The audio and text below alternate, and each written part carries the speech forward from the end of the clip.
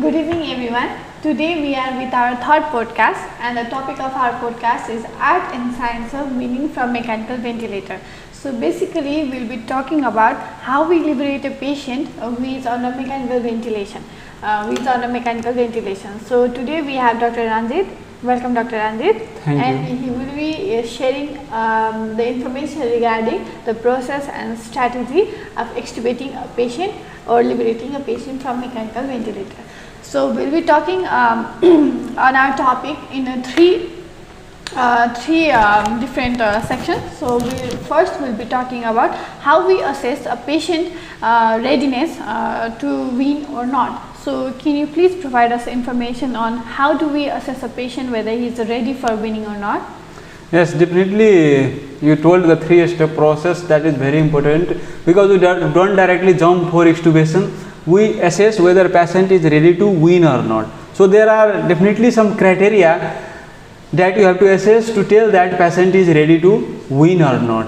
So here you can see there are many points written, and all should be present to tell that patient is ready to wean. So basically what this tells you that patient should have enough good respiratory capacity, good cardiac reserve, his neurological status should be fine, his hemoglobin should be fine to carry oxygen, because his already cardiopulmonary status is compromised. So hemoglobin should be greater than 7, even though they put it an additional criteria, yes. But that is also important thing. And pH, arterial pH you tell, that should be greater than 7.25. What does it mean? That there should not be acidosis, either respiratory acidosis or metabolic acidosis, and oxygen concentration inside the arterial blood should be greater than 60 mmHg, and carbon dioxide should be less than 50 mmHg, partial pressure of carbon dioxide. In COPD patients you can relax up to 60 mmHg, but other patients like pneumonia, ARDS patients, in neuromuscular weakness patients, the cutoff is 50 mmHg. It should be less than 50 mmHg. And the patient should be hemodynamically stable as well. He should not be on increasing dose of inotropes. Yes. I should be descalating dose of inotropes, or he should not be on inotropes. And with that he should be able to maintain PaO2 FiO2 greater than 150, except in COPD patients, yes. Where you can go up to like 120 when it is acceptable. No, and saturation should be greater than 90% on PEEP, less than 5 centimeter water, or FiO2 less than 40%.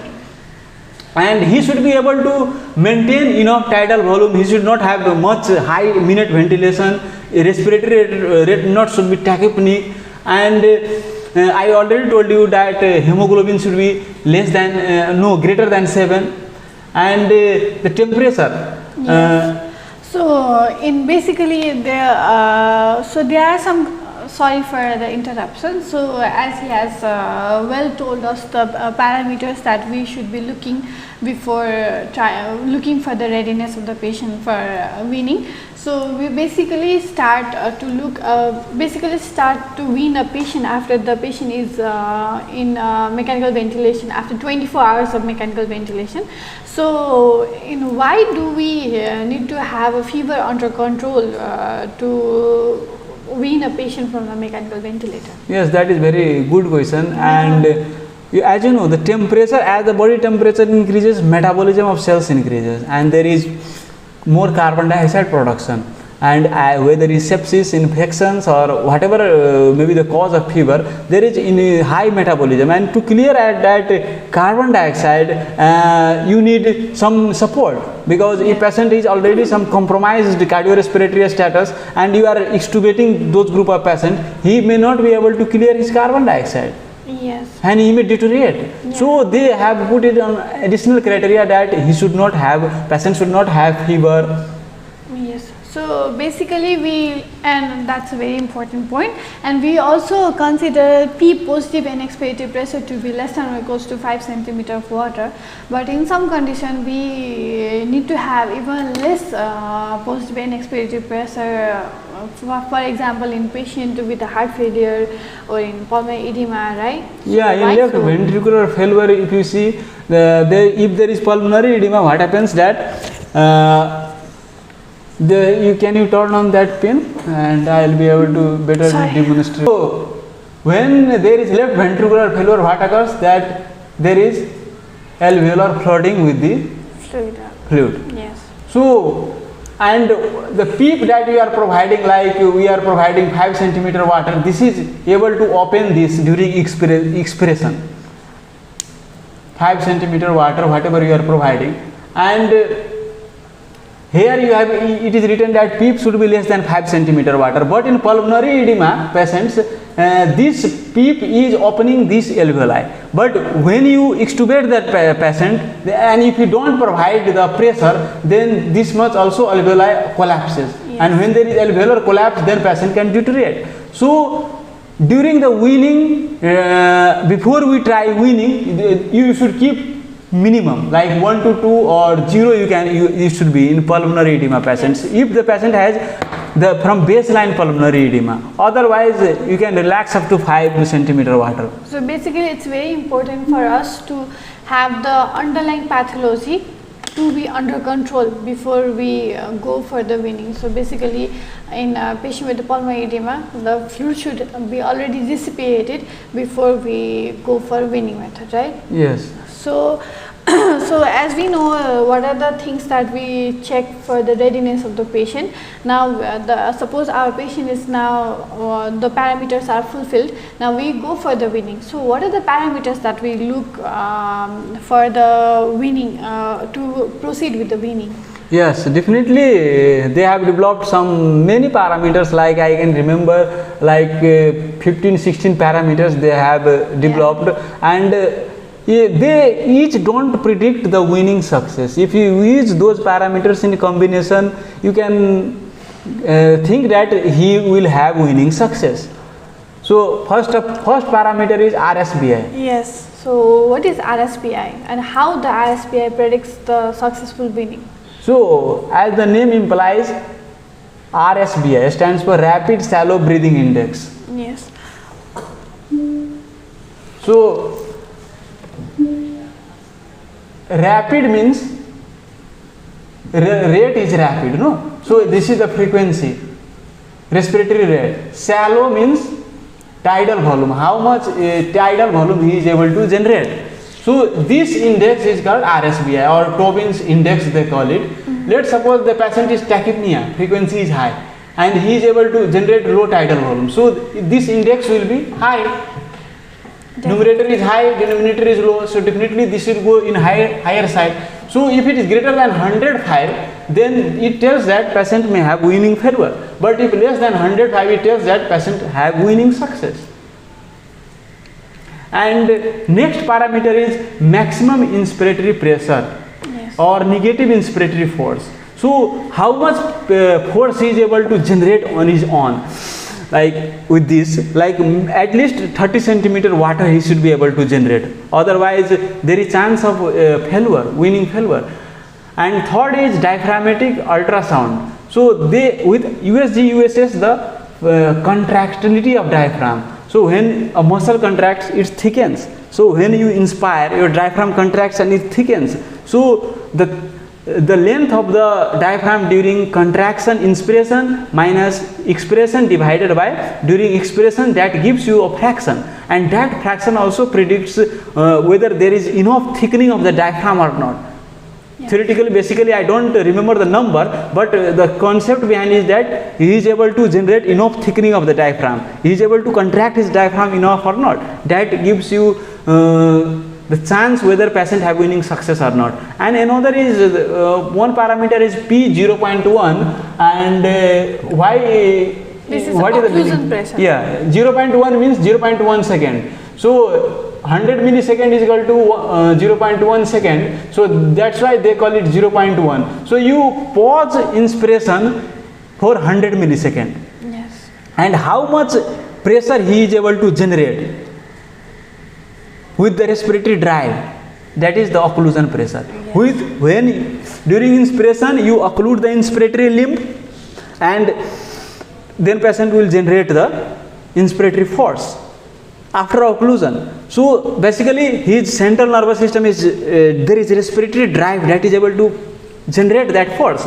So if that pressure is 1.5 to 3 centimeter water, then it predicts that there is weaning success. If it is less than 1.5 or greater than 3, then it suggests weaning failure. So if it is less than 1.5, what does it mean? He is not able to generate enough respiratory drive to suck in air on his own. And if greater than 3 centimeter water, he is going towards compensatory phenomenon. He is able to sympathetically drive more pressure. So these are basically the ventilator parameter that we look whether the patient is going to tolerate the weaning or not. So there are also some lab parameters that help us to predict the successful weaning, right? Yes, that lab parameter, there are lab parameter, but that predicts development of pulmonary edema, because weaning is a transition.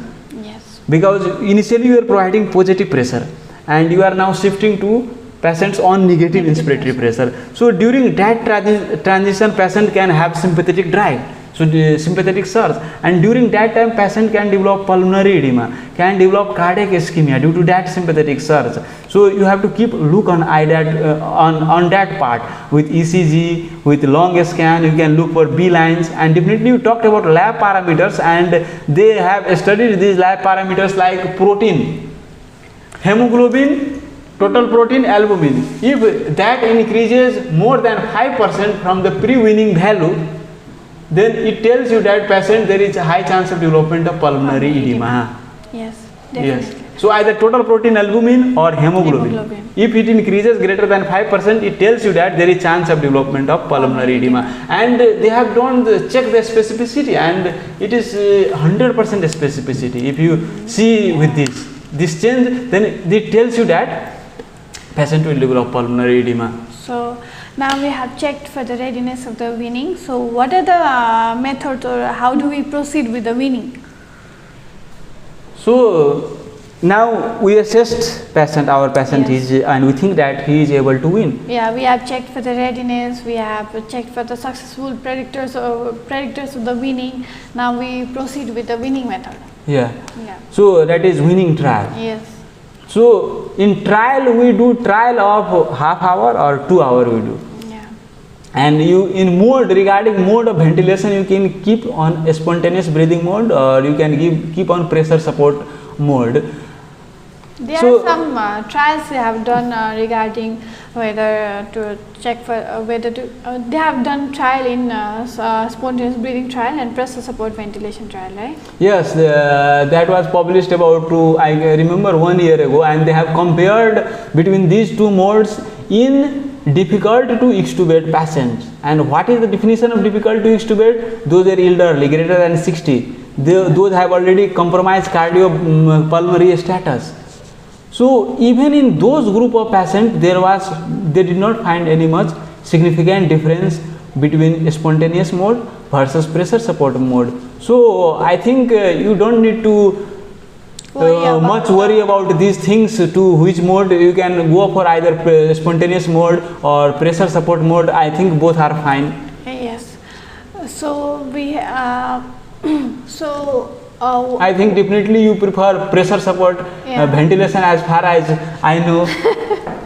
Yes, we usually keep our patient in pressure support ventilation before we. Yes, both has its own advantage and disadvantage, and yes. So what are the conditions when we say that there is a failure of weaning? So we have weaned the patient, we have started on weaning trial. So when you call it that the weaning has failed? Weaning failure, yes. Yes. So that is important point, because you do trial, you check the patient, and if patient is having high sympathetic discharge, you subjectively assess patient is restless, agitated, diaphragmatic, tachypneic, using accessory muscles of respirations, his heart rate shoots up or collapses, or BP increases greater than 180 mmHg or falls less than 80 mmHg, or there is change in 20% in BP, heart rate, or saturation falls less than 88%, PaO2 falls less than 50 mmHg, or there is carbon dioxide increase greater than 10 mmHg, or pH decrease less than 0.1 from the pre-weaning value. You have to compare with the pre-weaning value. So and if patient is having low mental status, GCS falls down, no. So definitely those are the things that a layman even can understand. Patient is not able to tolerate the weaning, and he will have weaning failure. Yeah. So why there is a weaning failure? What are the conditions that predisposes a person to have a failed weaning trial?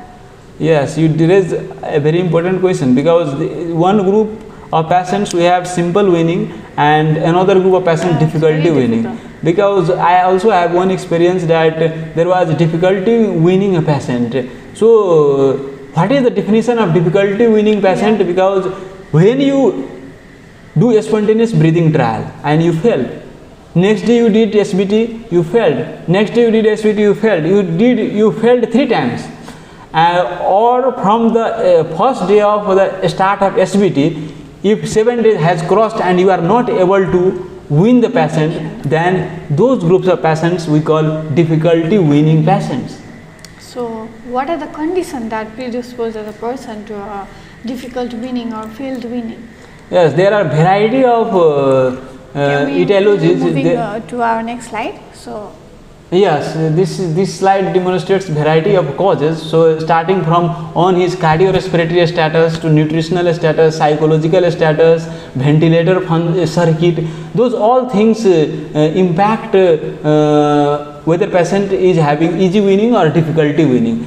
So regarding nutritional status, in a ventilator patient there is protein catabolism, and there is poor nutritional status that delays weaning. Or even if you are supplementing more TPN and there is high GRBS, those things, high protein you are providing, then that also delays weaning. So it should be in the recommended range, nutritional status.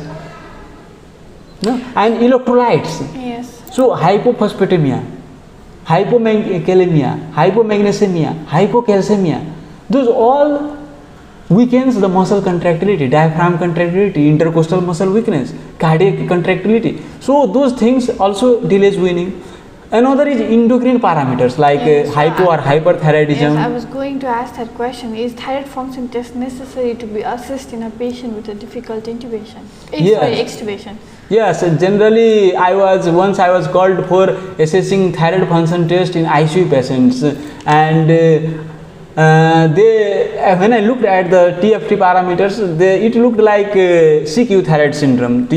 T3 was not raised, T4 free T4 was raised, TS was suppressed, and definitely those T4 were diverted to reverse T3. That's why there was a high T4 but low T3. So I thought that it is CQ thyroid syndrome, and why these people did these TFT test in these critically ill patients who is ventilated, and I later found that that patient has difficulty weaning. So either hyperthyroidism or hypothyroidism both cause difficulty weaning, or if low cortisol level, Addison's disease, those things also delays weaning. So if there is a scenario like that, we have to assess those TFT, cortisol as well.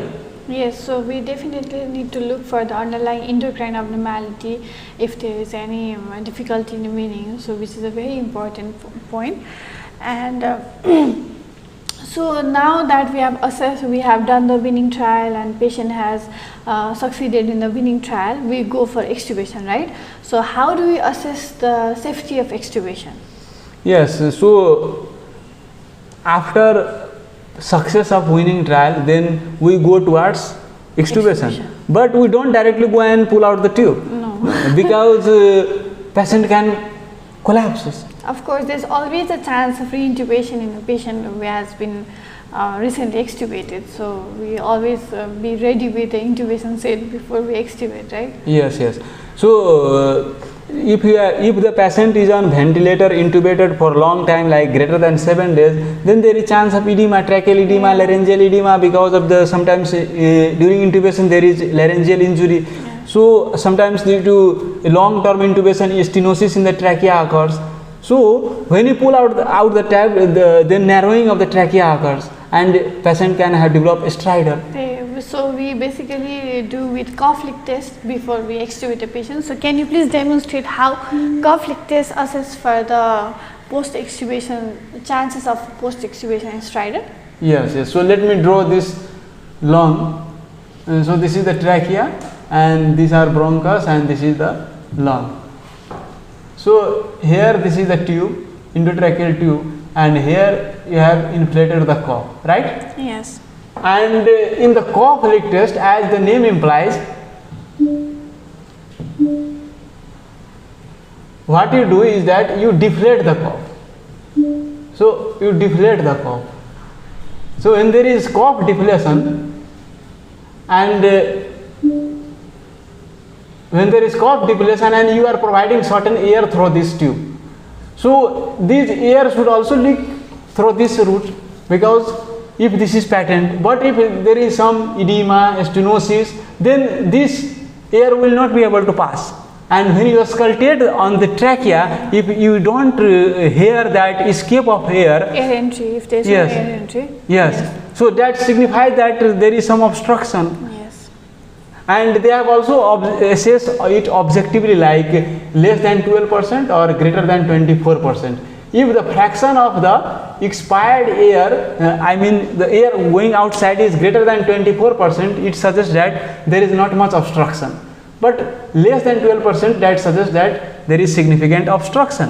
Yes. And why this is important is because if you suspect that patient may have edema, then you have to give methylprednisolone. We start with the steroids. Yes, methylprednisolone you have to give 40 mg stat dose 4 to 6 hours before extubation, or you can give like 20 mg 4 times 4 to 6 hours apart and 4 to 6 hours before extubation. And if you suspect that patient does not have this stridor, then you can move towards extubation. Yes. So now that we have extubated the patient, so we have transitioning the patient from the positive pressure to negative pressure, right? Yeah. So how do we transit a patient from a mechanical ventilator to oxygen therapy devices? Like, how do you assess whether to put a patient in nasal bronch or reservoir mask or NIV or HFNC?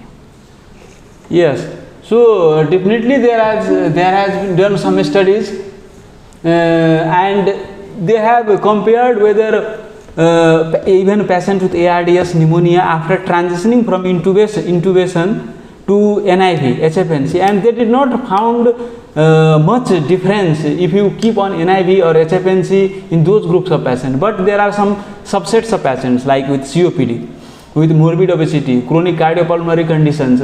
In those group of patients, if you extubate and keep on NIV, HFNC, they have found that it can be helpful, because definitely these two modes provide some pressure, which those reservoir mask, nasal cannula or face mask cannot provide. Yes. So certain liter flow of HFNC provides certain liter of yes, certain centimeter of positive and expirative pressure, right? Yes, you can remember it like that, 33. If you provide 30 liter per minute, it gives pressure support of like 3 centimeter water. If 50 liter per minute, 5 centimeter water. So definitely it provides some pressure. Yeah. So now we have extubated the patient. So what kind of a patient are more prone to get reintubated? Yes, that is very important questions, because you have to keep an eye on those groups of patients.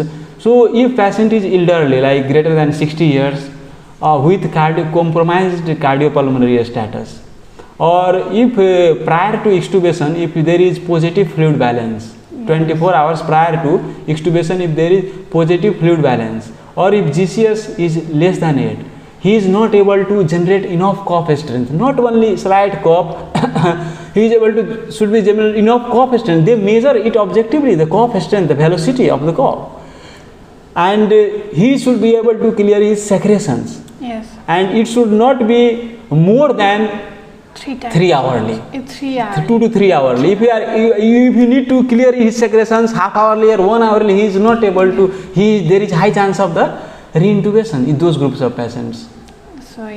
So we need to be very cautious whether the patient needs a reintubation in such kind of a population, right? Yes. So I think we have come to the end of our podcast. Dr. Ranjit, do you have some more information to share with us? No, I think this much information I have to share. It was a very informative session. Thank you very much, and we'll be here with another podcast soon in different topic.